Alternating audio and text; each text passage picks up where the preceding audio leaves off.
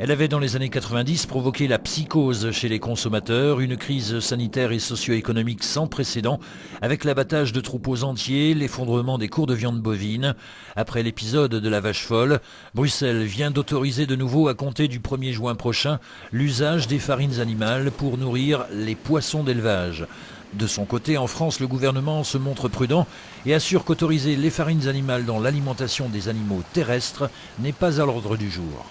La truite, on le sait, est un carnassier et dans les piscicultures comme celle du Frais-Barry, lac Certigny, où nous sommes rendus cette semaine, on nourrit le poisson avec ce type de granulés.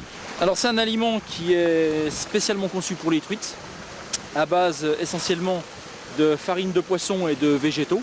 On dépense énormément d'argent à prélever des protéines dans du soja, dans des plumes de poulet industriel, du soja qui est encore garanti sans OGM et jusque quand on ne sait pas. On a un aliment qui est issu de farine et d'huile de poisson, poissons issus des océans, avec des pêches intenses comme on les connaît.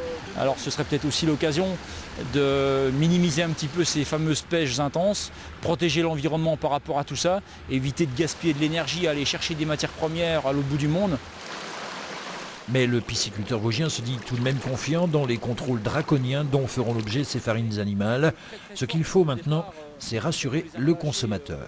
Alors, le sujet est bien malvenu juste après le scandale de chez Findus.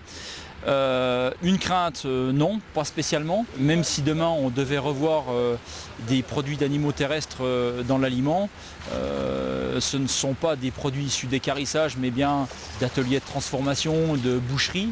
Ce sont exactement les mêmes produits que ceux qu'on trouve aujourd'hui dans la charcuterie, dans le boudin, dans les cosmétiques, qu'on trouve également dans les aliments de nos animaux de compagnie, les chiens, les chats, hyper bien contrôlés et qui, à mon avis, ne généreraient pas le moindre risque face à des polémiques comme celles qu'on a connues dans les années 90. Du côté de la pisciculture, on n'est pas certain pour autant d'utiliser ces farines animales, tout dépendra de ce que souhaite le client. En tout état de cause, on reste confiant avec des projets d'ailleurs à la clé.